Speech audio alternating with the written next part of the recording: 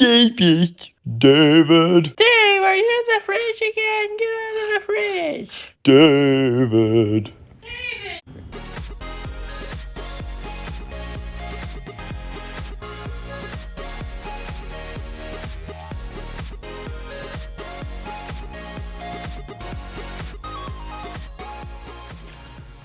What is up, everyone? This is the David Wells Experiment, and I'm your host, David Wells.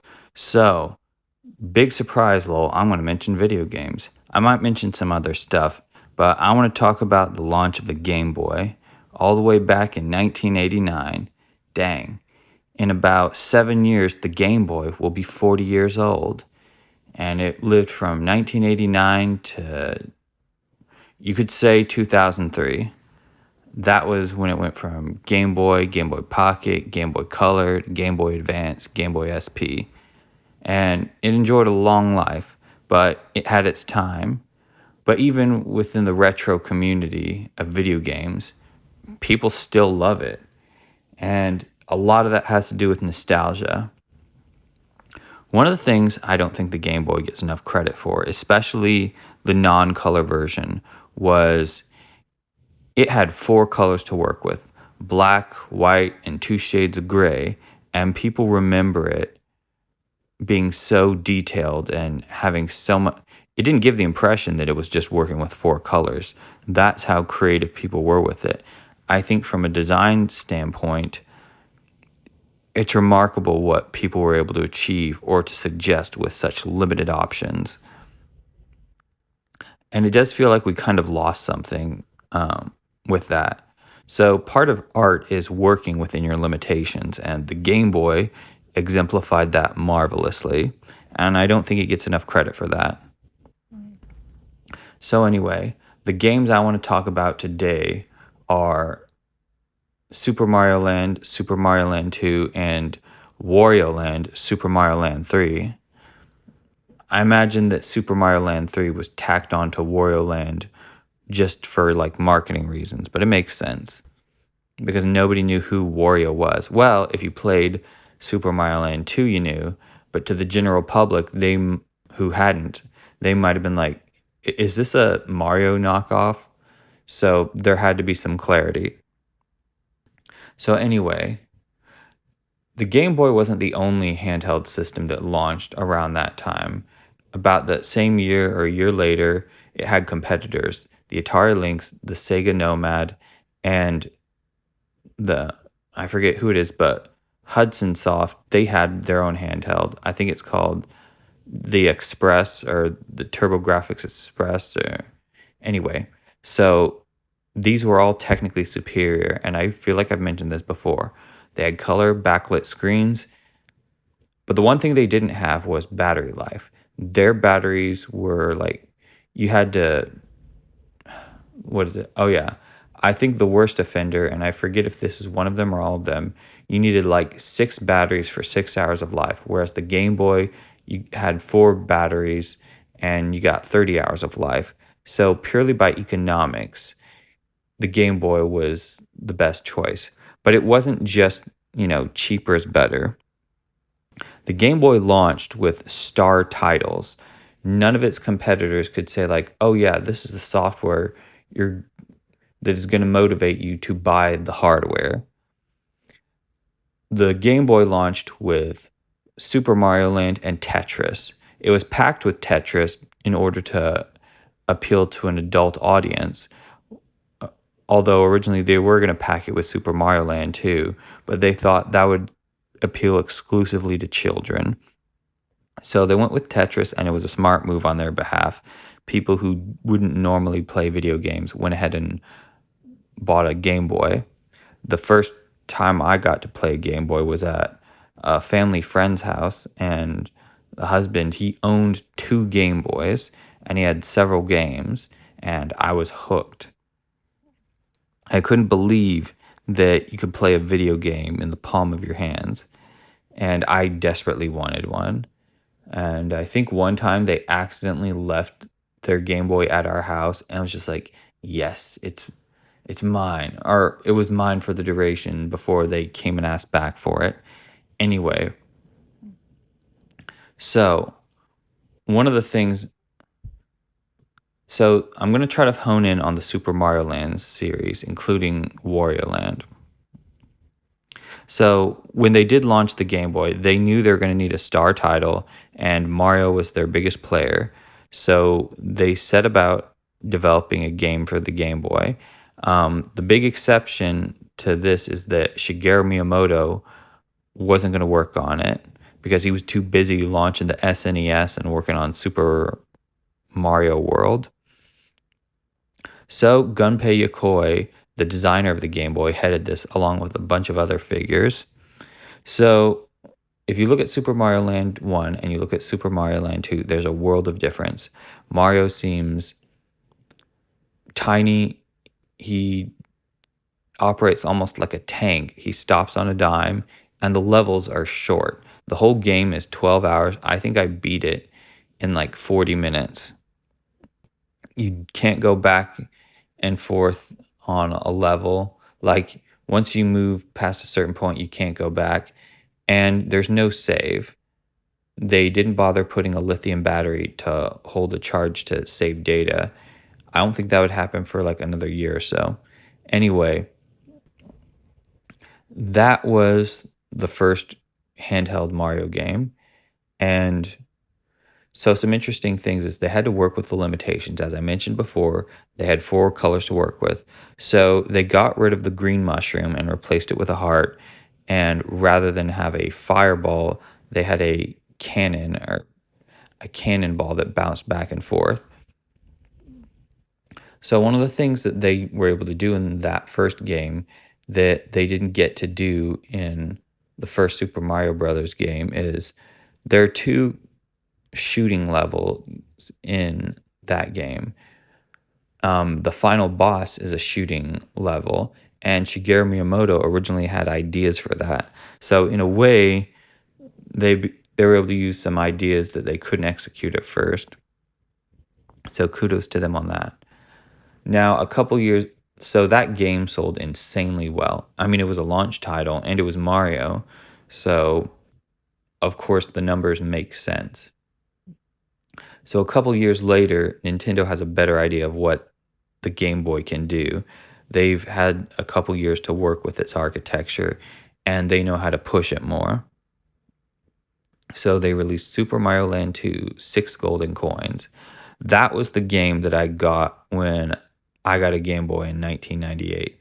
I want to say it was 1998. Anyway, there was an easy mode and I think there was a regular mode. It'd be great if there was a difficult mode because I play it on regular mode and I can breeze through the game. I mean, granted, I was like 10 or whatever when I first played it, so I always set it on easy. Anyway, so this one graphically looks superior. It looks a lot closer to Super Mario World, which had come out in 1991. So there's a base of reference that people are like, oh, it doesn't feel so alien to us. When Super Mario Land 1 came out, the high point was of Mario was Super Mario Brothers 3. So yeah, and Super Mario Brothers 1 still wasn't too far off. But Super Mario World comes out in 91 in the US, and that's a game changer. So they realize they can't just do the same thing. So graphically, it looks better, and they introduce so the premise for Super Mario Land 2 is, while Mario was off in Sriracha Land, there was a food theme for the first game. Wario came to Mario Land and took over his castle. So you go to like 6 different areas, you beat a boss, you get a coin, and once you get all 6 coins, you retake your castle. And Wario is basically evil Mario. So when they came up with Wario, they're like, Mario's a good guy. What's the opposite? Well, a bad guy. So one of the things they noticed was that if you flipped the M over, it was a W, and Warui is the Japanese word for bad, so hence Wario. Now, so here's my commentary on the first two games, which what they have working for them and what they don't. So one of the things So let's start with Super Mario Land 2. Graphically, it looks better. You can go back and forth between different areas of a level. It's not just you go right, oh, you can't go back. There's a bit more exploration, though not hugely. Yeah, and it isn't such a linear thing. One of the great things about it is you can choose which world you want to tackle first. And if you get bored, you can always go and try another one. Super Mario Land 1 was way too linear and just short. You got 12 levels. You had to beat one, and if you died, you had to go all the way back to the beginning. So, also, you can save in Super Mario Land 2. That's a plus. Now, as much as I've criticized Super Mario Land 1, I've got to give it its dues. It felt like more of a challenge. Like if I play Super Mario Land 2, it feels pretty easy. Now with Super Mario Land 1, it feels more difficult and it's like more of a challenge like and like those moments where I died, they're kind of part of what makes this moments where I succeed so much better. So there's that. Now, so what I really wish they could have done with Super Mario Land 2 is kept the challenge of the first game while, adding all the other stuff that I mentioned. But I kind of feel like, you know, they, well, they knew they couldn't just repeat themselves. And maybe part of that was the difficulty level of the first game. So either way, both were fun experiences. And that leads up into the third game, if you want to call it that, though it's more of a spin-off, really. Wario Land, Super Mario Land 3. So in this game, Wario's been defeated. He goes back to his where he's from, and he's like, "Dang it, I really wanted that castle." So he finds out that the brown sugar pirates, they stole a statue of Princess Peach. So he's like, "Hey, I'll steal it back and then hold it for ransom." So this game is interesting. So I have a theory about how Wario Land came about. If you play Wario Land, you'll notice that he bashes into stuff, he stomps on things, and he's got a dragon helmet that breathes fire. So my theory is that when they were trying to come up with this is just a theory that I'm speculating about, but my theory is that when they were trying to come up with a sequel for Super Mario Land 2, they came up with all these game mechanics that they wanted to try out. The problem is all the stuff I mentioned doesn't sound, at least in the context of the time, because Mario does stomp on enemies now, it doesn't really seem to match Mario back then. So well, if he doesn't do it, then who? And how can we market this with Mario? And oh, let's use the bad guy from the last game. He'll be sort of an anti-hero. That's my theory about how we got it. Now Wario Land, I kind of liked it of all those games. It included all the aspects that I liked of each of them. It's sort of a middle point in difficulty between Super Mario Land 2 and Super Mario Land 1. Like I did beat it, but it didn't feel like something I could breeze through. It felt like a good decent challenge even several years later. So yeah, and the sequel to Wario Land 2, it did something that was very interesting for platforms. They basically made Wario immortal. There wasn't any, okay, you die, then there was no dying in that game. Basically, if you, like a boss, if you fought against one, you'd basically get sent away from the boss fighting area and you'd have to do it again. But the game was, Wario Land 2 was much more about sort of exploring the level than the first one.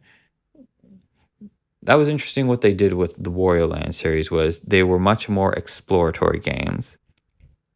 Now Wario Land did get a third one, and I went to a retro game place and I tried to play it.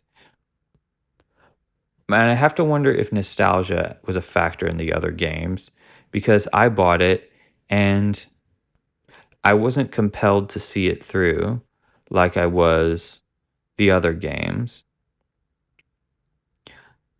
I think because I feel like they sort of went back to Wario Land 1, like some stuff, and I can't recall just because it's been 2 years. But I remember not having as much fun, but who knows? Maybe I just need to go back and play it. But yeah, those are some fun games that I had, and yeah, they sort of set a tone. I personally like enjoyed the handheld Mario games more than the NES or the Super NES games. I know that's almost heresy, but that's what I was introduced to. Don't get me wrong, they were fun, but I only really got to play those games on the Switch emulators for the NES and Super NES. And as I mentioned before, having that rewind capability, it really takes away the sort of punishment reward ratio and kind of lessens the experience. I think if I just played it on a regular system, I'd get that sort of thrill. So who knows? Maybe I have to go at it again. Well, this has been a pretty light-hearted episode of the David Wells Experiment. I've got some errands to run before I go to work. So as I always say, have an absolutely super day, and we'll see you next time. Bye.